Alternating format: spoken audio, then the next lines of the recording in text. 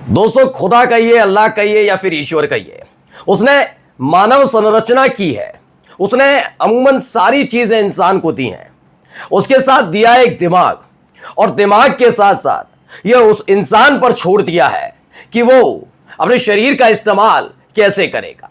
आज मैं ये बात इसलिए कह रहा हूं क्योंकि ये बत्तीसी दिख रही है, दांतों के पीछे जुबान दी गई है। इस जुबान का इस्तेमाल उसे दिमाग अपने विवेक के आधार पर करना है।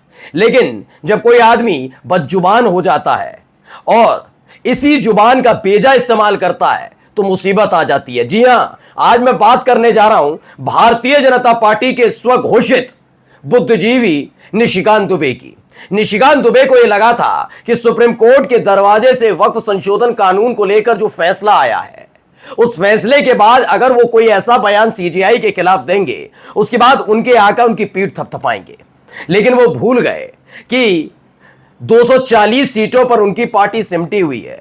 ऐसे में हालात उनके आका के खुद के खराब हैं, और ऐसे में अगर वो इस तरह के बदजुबानी करेंगे तो लेने के देने पड़ सकते हैं, और लेने के देने पड़ने जा रहे हैं। बड़ी खबर आज आपको दिखाऊंगा निशिकांत दुबे से जुड़ी हुई। फटकार नहीं है, एक बड़ी कार्रवाई की तैयारी चल रही है।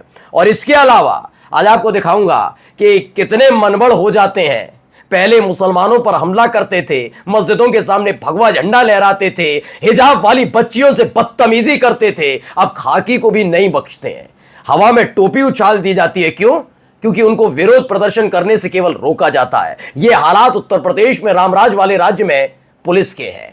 और तो और देखिएगा कैसे मुसलमानों के खिलाफ गंदगी उगलने के लिए कुछ ऐसे लोगों को चुना गया है जो है तो मुसलमान, लेकिन वो खुद कहते हैं वो मुस्लिम नहीं है। अब ऐसे ही लोगों का इस्तेमाल गंदगी उगलने के लिए किया जा रहा है। नमस्कार, मैं हूं प्रज्वल गौतम और आप देख रहे हैं द लाइव टीवी।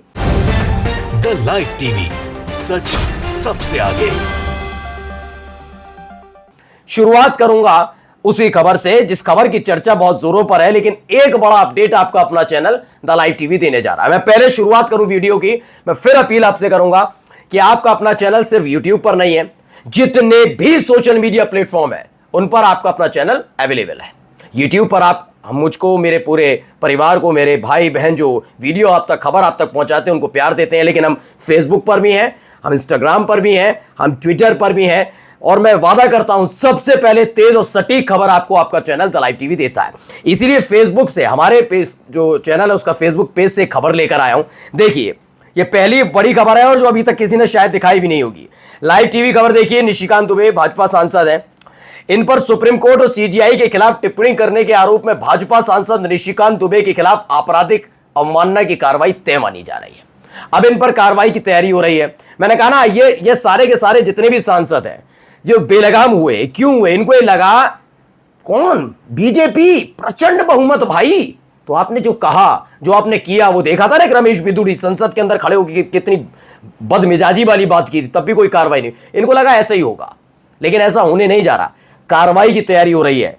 बड़ी मुसीबत में फंसेंगे हम निशिकांत दुबे। देखिए, पूरी तैयारी है। लेटर आ गया है, सफेद वाला खर्रा आ गया है सामने, और भाई साहब अब माफी नहीं मांगेंगे तो बड़ी मुसीबत में आएंगे। इनके अपने ही लोग इनको बचा नहीं पाएंगे। एक बड़े पत्रकार हैं, प्रभाकर कुमार मिश्रा हैं, वो लिखते हैं, सुप्रीम कोर्ट के बारे में विवादास्पद बयान को लेकर बीजेपी सांसद निशिकांत दुबे के खिलाफ कोर्ट की अवमानना की कार्रवाई की मांग की जा रही है। सुप्रीम कोर्ट के वकील ने अवमानना की कार्रवाई के लिए अटॉर्नी जनरल की सहमति मांगी है। कंटेम्प्ट ऑफ कोर्ट की कार्रवाई के लिए अटॉर्नी जनरल की पूर्व सहमति की जरूरत होती है।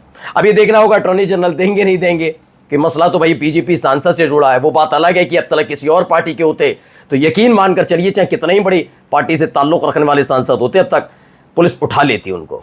लेकिन इनके खिलाफ कार्रवाई करने के लिए पूरा प्रोसीजर होगा, एक एक चीज को देखा जाए, गलती से भी गलती ना रहे। ये हालात पैदा किए जा रहे हैं। फिलहाल तैयारी तो शुरू हो गई है।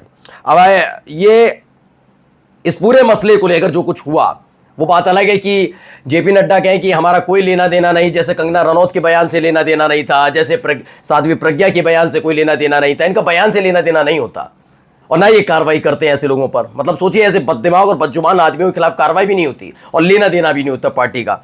इसको लेकर पवन खेरा ने कहा कि बिना हाईकमान के आदेश के या संकेत के या संदेश के या सहमति के ये बयान नहीं दे सकते। उन्होंने कहा, without the silent acceptance of the PM Modi, neither vice president Jagdeep Dhankhar nor Nishikant Dubey can say whatever they have said. उन्होंने कहा, बिना मौन सहमति के, प्रधानमंत्री नरेंद्र मोदी की बिना मौन सहमति के, न जगदीप धनखड़ साहब जो बताते हैं ना ना ना मेरा अपमान यानी जाटों का अपमान, ना ना ना मेरा अपमान यानी किसानों का अपमान, वही वाले जगदीप धनखड़ साहब जो सुप्रीम कोर्ट पर टिप्पणी कर रहे थे।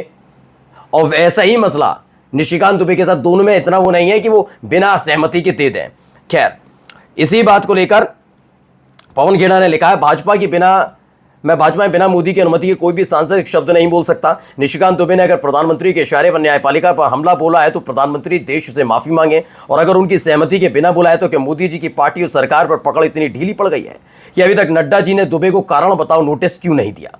बिल्कुल सही बात है, लेकिन मत दीजिए, मैं तो कहता हूं मत दीजिए। अब मैं फिर बता रहा हूं, जो लोग इस बात का समर्थन कर रहे हैं कि नहीं नहीं ये हुआ है, देखना आने वाले वक्त में निशिकांत दुबे को या तो माफी मांगनी पड़ेगी वरना कार्रवाई तो अब तय है। ये मैं कह रहा हूं ना, ये उसी आज भी भ्रम में जी रहे हैं। 303 सीटें प्रचंड, वो नहीं रहा है भाई, वो नहीं हो। झटका महसूस करो, ऐसे ही नहीं मिला है वक्फ संशोधन कानून पर आपको झटका। मुकुल वासनिक ने भी लिखा था, minimum action called for against the BJP MP who made the most atrocious comment. बहुत आपत्तिजनक टिप्पणी जो की उन्होंने सीजीआई के खिलाफ, सुप्रीम कोर्ट के खिलाफ। ऐसे व्यक्ति को पार्टी से बाहर निकाल देना चाहिए। इस तरह की मांगें की जा रही हैं, लेकिन मैं कहता हूं मत निकालिए। इससे एक छवि बनेगी कि बीजेपी के लिए जो कहा जाता रहा संविधान को लेकर, ये संविधान बदलना चाहते हैं, ये वो बात अलग है कि उधर आप करते रहिए, लेकिन जिस तरह की टिप्पणी की गई है इससे पता लगता है कि आपकी मंशाएं क्या है। अब आपको लेकर चलते हैं मेरठ। जरा मेरठ में क्या हालात चल रहे हैं वो जरा देखिए। टोपी उछाल दी, देखो ये देखो, ये देखिए, ये बदतमीज। मैं ऐसों को लुच्चा कहता हूं। ये हालात हैं, कहते हैं ना हिंदुओं को जगाने आए हिंदूवादी संगठन। कौन है ये? हिंदू स्वाभिमान परिषद के हैं। रणवीर सिंह ने भी लिखा, यूपी के मेरठ में हिंदू स्वाभिमान परिषद के गुंडे गुंडियों ने हमारे यूपी पुलिस के इंस्पेक्टर की कैप उतार दी, लेकिन फर्क नहीं पड़ेगा। अब्दुल तुम मत उतार देना, पहले ही बता रहा हूं। इकबाल तुम मत कुछ करना हो, टोपी तो छोड़ ही दो, खड़े मत हो जाना विरोध में, वरना बुलडोजर से मकान दुकान। ये शांति दूत है भाई, ये आधिकारिक शांति दूत है। हिम्मत है, मैं कहता हूं, चुनौती देता हूं, अगर इस आदमी के मकान दुकान पर चढ़ जाए बुलडोजर, हिम्मत है तो। भारत समाचार की खबर, हिंदू स्वाभिमान परिषद के कार्यकर्ताओं का कारनामा, पुतला फूंकने का विरोध करने पर दरोगा की टोपी उछाली। प्रदर्शनकारी महिलाओं ने पुलिस को दिखाई चूड़ियां। ड्यूटी पर तैनात पुलिस वालों का रास्ता भी रोका गया।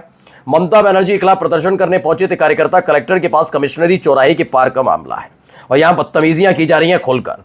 अब इस लड़के को, इस आदमी को जरा सुनना ही क्या कह रहा है, पर सुनिए। नॉर्मली कि भाई फला आदमी ने एक रेप कर दिया है, तो हम इसका मुसलमानों के इस्लाम के तरीके से देखते हैं, तो इसका फैसला कैसे करेंगे भाई सही हुआ या गलत हुआ? जबकि ये आता है इस्लाम में कि इस्लाम में अगर ये पूछा जाए, एक तरफ रेप हो रहा हो और एक तरफ मूर्ति पूजा हो रही है, तो वो सबसे बड़ा गुनाह कौन सा होगा? तो इस्लाम की नज़र में मूर्ति पूजा सबसे बड़ा गुनाह है, रेप नहीं है। नहीं है वो इसलिए नहीं है क्योंकि अल्लाह कह रहा है। सुनिए, ये पंचजन ने कितना बढ़िया इसको छापा। अब इनको ये शांति दूत नजर आ रहा होगा ये व्यक्ति। अब इसकी असलियत दिखाऊंगा, रुकिएगा।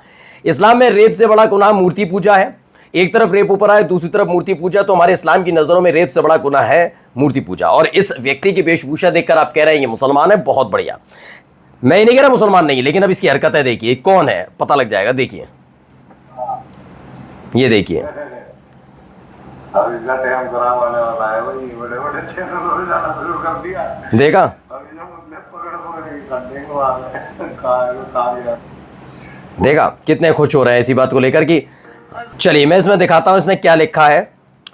एक्स मुस्लिम है, हसन ओपन माइंड, और पता नहीं क्या क्या, इस्लाम से संन्यास, पता नहीं क्या क्या, एक्स मुस्लिम कहता अपने आप को ये व्यक्ति, और इसी के आधार पर इन्होंने ऐसे माउथपीस बनाए।